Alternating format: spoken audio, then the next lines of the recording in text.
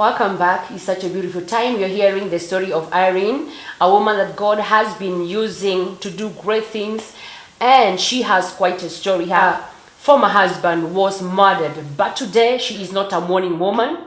You should not even feel sorry for her because God has done great things in her life.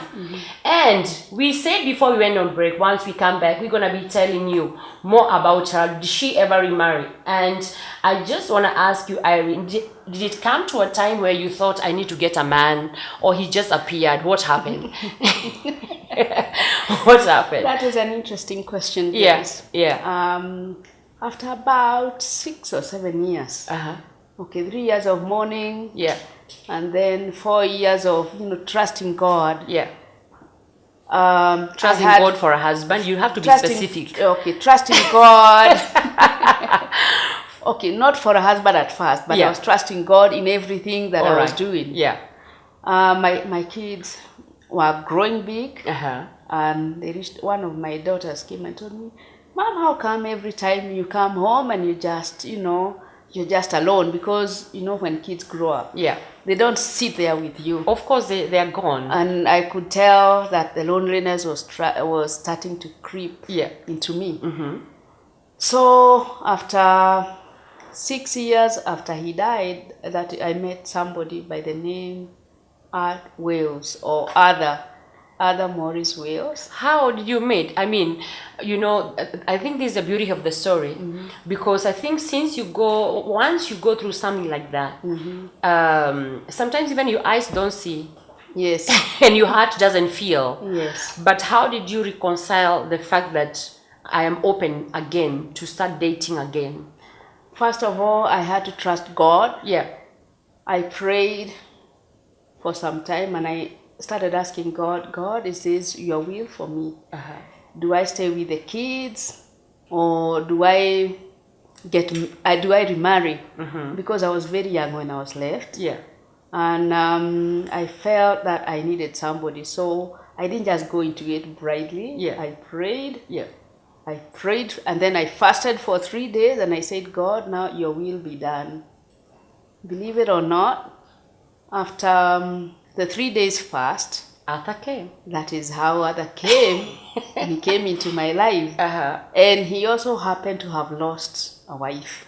Okay. So here we were, two people who understand where each other is coming from. And we could share our story. Although I didn't give all the details because I had the fear. Yeah. That now if I start giving all the details, now it's too early and I'll be judged. Yeah. And but God worked it out for us, because when we met, we had an interest in each other. Yeah. We didn't hide it from the kids, but we said we have to be role models. Yeah. So we had to be very upright. We did not want to do things that would not give them a good message. Yeah. So we introduced ourselves to each other's kids. And then we kept talking, we kept seeing each other, but we realized now there are two families from two different cultures. How do we blend the two? Yeah. So every Saturday we used to have a barbecue, and we would bring all the kids together. Right. And that is how it started. Every Saturday we'd have a barbecue, we have all the kids together in one home, then we eat, we chat, we share. Yeah. And with that, now our friendship kept growing, and then the kids started now trying to understand each other. Of course, that doesn't mean that there are not issues. It was not automatic. No, it's a journey. It takes time, Yeah. and it takes a lot of patience, it takes a lot of love, because you have to be very open, open to the other side of your spouse. Yeah. So God helped us to do that. And at that point, Art, although he knew there was God, he was not. I would not say he was a God-fearing person then, but he knew there was God. Yeah. So I decided I have to let him know that I have faith. Yeah.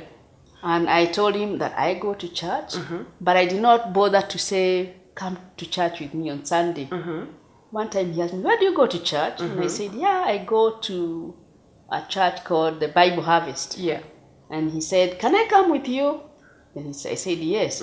So from that Saturday that he came to church, God had a way of changing him. Yeah. but I kept praying for him. He got saved, he got baptized, and he joined the ministry. I always stuck with the word that is in the book of Corinthians 2 that says, who knows whether God will use you to change that person?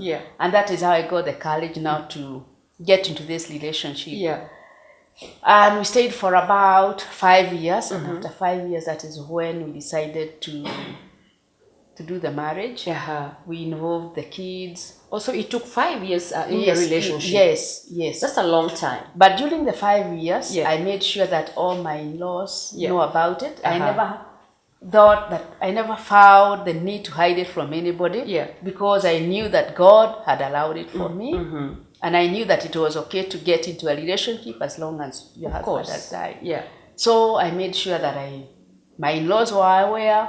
I made sure that they met him. And now, when you talk about your in-laws, you're talking about now your former husband's family. Yes. Okay. Yes, my in-laws. Because they're still in your life. Yes. So you still felt they needed to know that you're moving on. Yes. And how did that go? That went very well. Amen. All of them, they came and they met him and they liked him. All right. And I had my blessings from them. And, I was encouraged to go on. You had previously mentioned that you didn't feel like you're comfortable talking about the murder of your former husband because of the judgment of the people. So now, and I know mostly actually people tend to judge even when you're going through a terrible situation. People will still judge you. And what about now this? Because also getting married after, you've gone through something like that. Was there no judgment at this point? Everybody was okay with you. Everyone was supporting you. Yes. All right. So this was a good ride. No judgment. Yes. Wow. It gave me a peace of mind. Yeah. I put it at the back of my head, my mind. I didn't want to talk about it. Yeah. But when the opportunity came, and that was after some time, I shared it with him. Yeah. And of course, it was a big surprise. Yeah.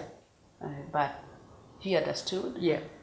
And life has gone on. Yeah. Yeah. Wow. Yeah. Wow. So how has it been blending the families together with now Arthur and your children? How has that journey been? The journey, to begin with, it is difficult because the children, others' children, they didn't want their dad taken away. Yeah. And my children did not want me taken away from them. So, but with the barbecues that we had every Sunday, and he was open to my kids, I was open to his kids. Yeah. That made the journey easier.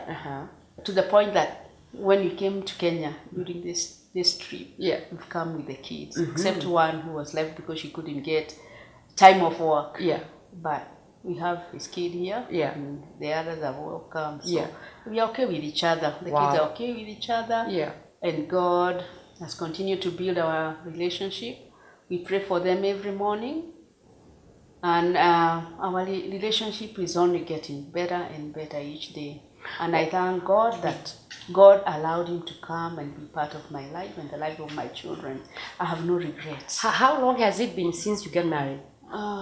Since we did that this is the 3rd or the 4th year. All right, yeah, yes. That's some good time. Yes. Wow, wow. And you're enjoying the marriage? Oh, every day. Wow, that is powerful. Every day it's anew. Yeah. There is so much love and I'm happy. I can say that I'm happy. But above all, I can say I'm happy to see the change that God has made on him. And now we work very well together in the ministry, doing the things of the ministry together. Being able to overcome your past, because I think when it comes to remarrying again, I think overcoming your past is such a big issue, especially a past like yours, where there is people involved, where there is kids involved, there is in-laws, there is just a lot of people surrounding the whole scenario. So I think the fact that you're able to move forward and get married and settle down and be happy, that's a testimony right there. Yes. Because so many widows sometimes they feel I can't settle again.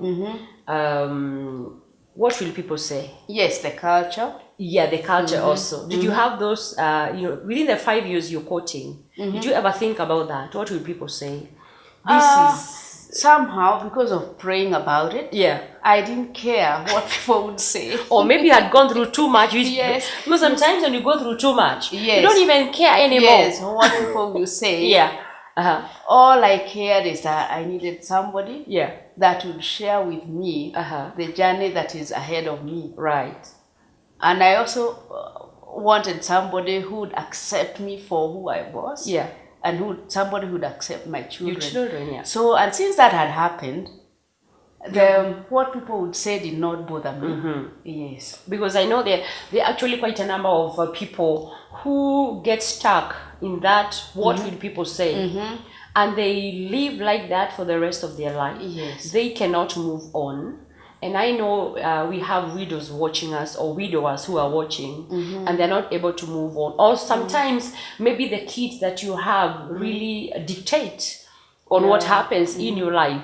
And I think the fact that you had God help the whole scenario so that it worked out well. Yes. Yeah. So now somebody who is listening, they have gone through, somebody has been murdered who is very close to them, and they really can't move on with life. They really can't stop shedding tears. There is that hate.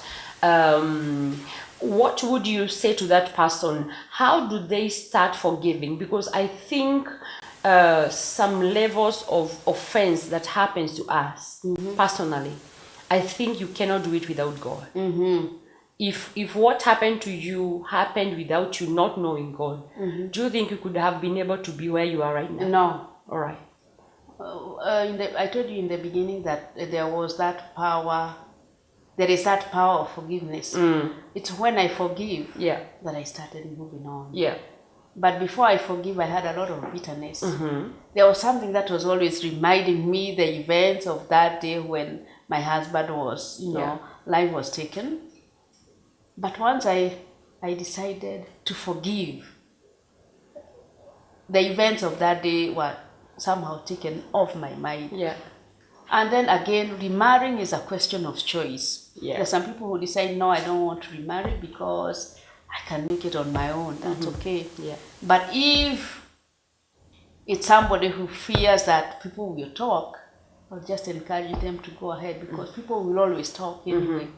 Yes. Yeah, you hear that? People will always talk. So it has to be a personal choice that you make. Yes. And you decide, I am going to live my life. I know people have opinions, but I'm not going to be dictated by what people say. Yes. I'm going to make my choices. Of course, good choices, because sometimes people will talk depending also of the choices that you're making. And so I think that is very powerful right there, that remarrying is a choice. You make a choice. You decide, I'm gonna move on with my life. Maybe for you watching us, possibly is your son, your brother, your parents have been murdered, and you really don't know how to move on. Forgiveness also is a choice. You decide to forgive. You decide to say, this has happened. I cannot do anything to change it. Yes. And I am not gonna be bound to this occurrence. I have to move on. I know sometimes when you go through things, you keep on asking yourself, what if I did this on that day? Do you ever feel that, like you ask yourself, what if I didn't open the door that day? Did you have those instances? Yes. Yeah. And I felt very guilty. That you opened the door and then they came in? Yes. Yeah. I carried that guilt, and at some point I was saying, now he was the breadwinner, he was providing so much for us. If I had died, maybe the kids would not have any problems. So you actually... I forgot that was God allowed it. Yeah. God allowed it to happen because he had the power to heal. He did, He had the power to bring him back into our lives, but he allowed it. And then I was only thinking that death could only affect another family, not yours. Yeah. So I was asking God, why did you allow me to go through this?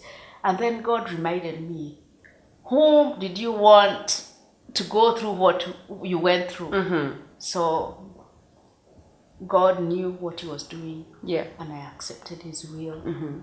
I forgave. Yeah. And I've moved on, and I'm happy today. Wow. Yeah. So how are the kids doing in terms of they're still in school, they're working, they're married? Which level of life are they in right now?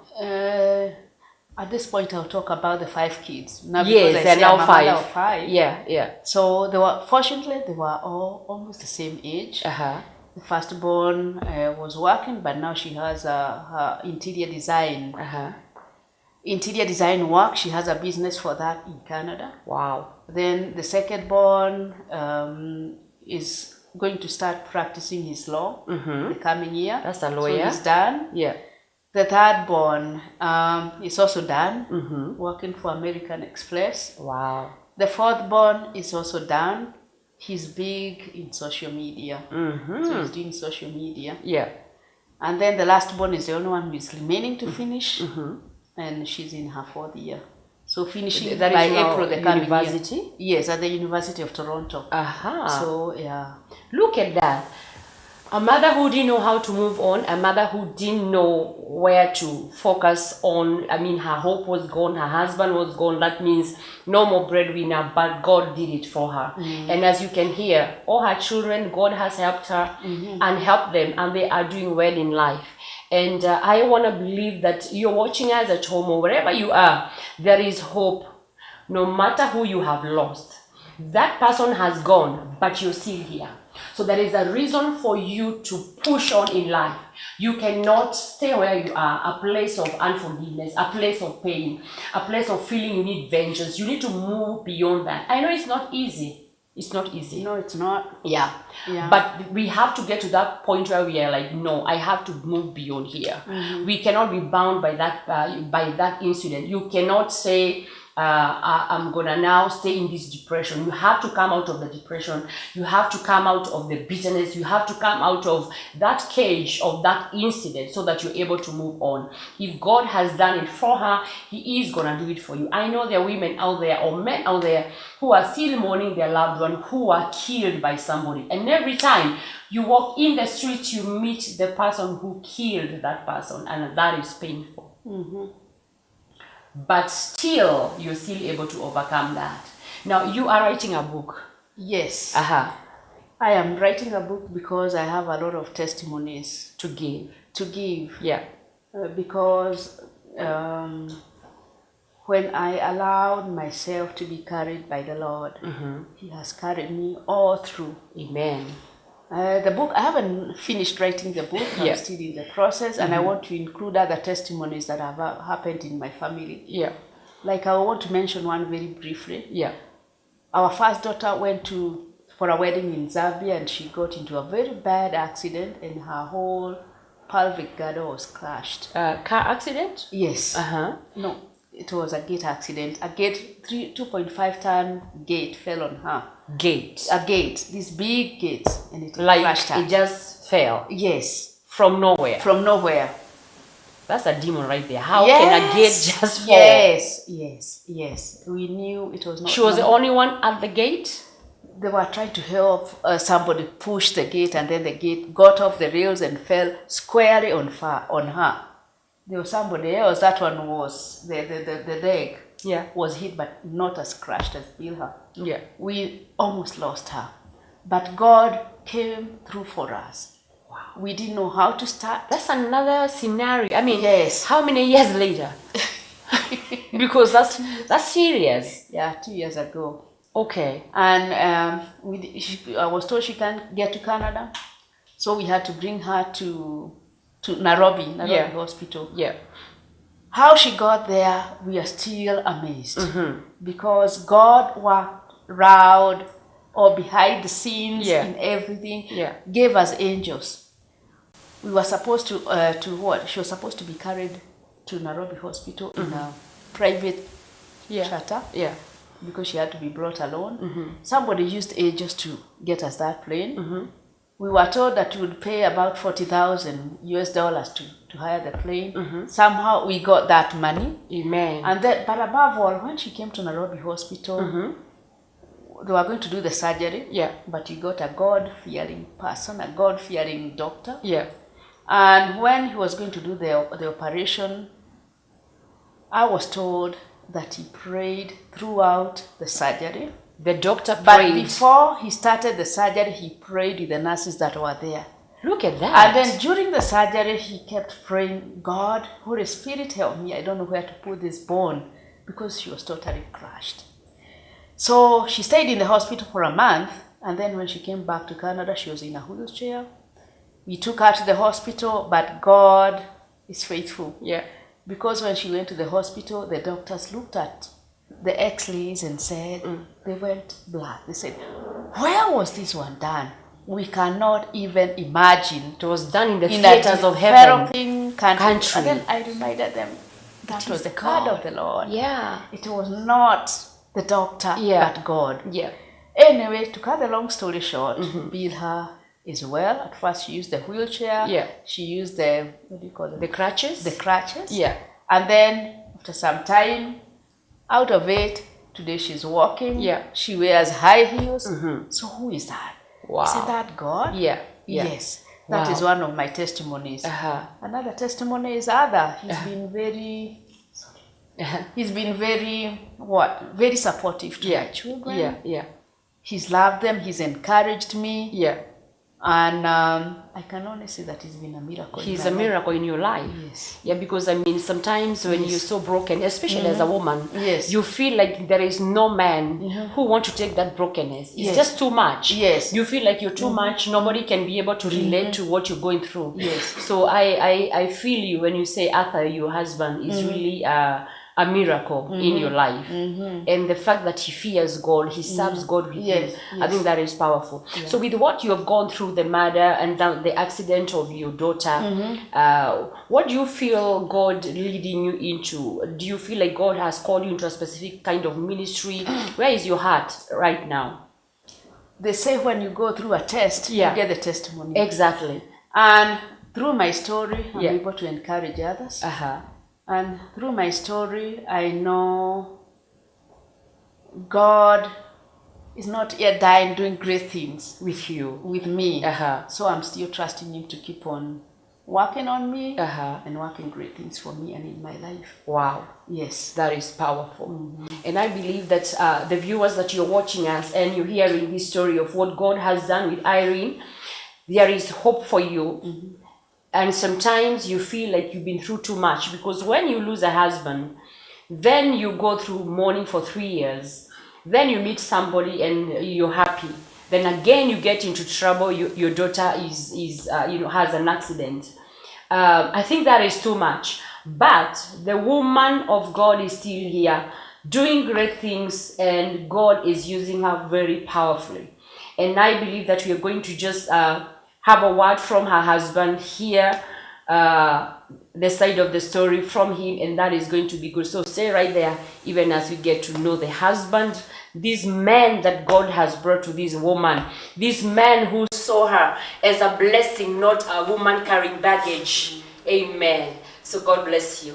Now, as I told you, we're going to be talking to Arthur, the man who fell in love with this beautiful lady from Kenya with 3 children. And I want to know, what would make a man feel like a woman with 3 kids is a blessing? Sometimes men feel it's too much baggage. I think I don't want that in my life. What's different about this girl that you fell in love with?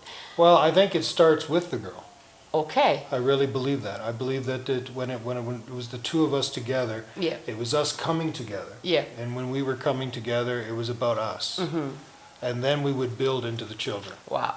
It's sort of how we both sort of thought. I didn't know how she thought about it, but it's the way I did. Yeah. Because I too had my baggage, my problems, my situation, my children. Yeah. And it wasn't like everyone walks in scot-free. Right. So that's the way life is. So the good Lord had played it that way, and her acceptance of me at the time with what I was dealing with made it very easy for me to love and trust her and accept her for what she was dealing with. Wow. Though Yeah.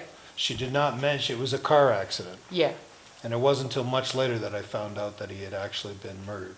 Yeah. So that was another thing that went like, it was kind of like, okay. That's nice. I'm glad you brought that on. You know. But you were able to understand that she didn't want to feel judged. No, I understood that. yeah. I understood it completely, and the aspect of the children and what they were going through. It then brought it into light of Yeah. all the issues Yeah. of what was dealing with, and it's a matter of understanding and a matter of going. And as we progressed in our life, then later we opened up to the Lord and what He was able to do and what Jesus Christ has brought to us. And then Yeah. I later learned the power of Jesus Christ in Wow. healing. Yeah. I learned it just with the children and when I started doing recovery work and things like that with people. That is powerful. Now, you're hearing this. This is a great testimony. It began with murder. He also lost his former wife. Yeah. And you meet a woman who have lost her husband through murder. And look at what God has done.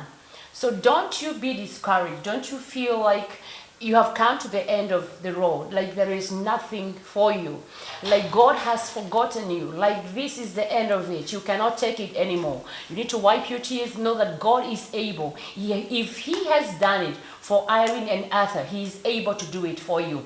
If you're listening to us and you're thinking, I've been through so much, I want to commit suicide, I am tired, I want to die also, that is not your portion. You cannot die, you have to live, because you're going to give a testimony of what God is able to do. Your story is still needing to be heard. If you're hearing their story, we're going to hear your story also. God bless you for tuning in. Once again, my name is Joyce W. Charles. God bless you.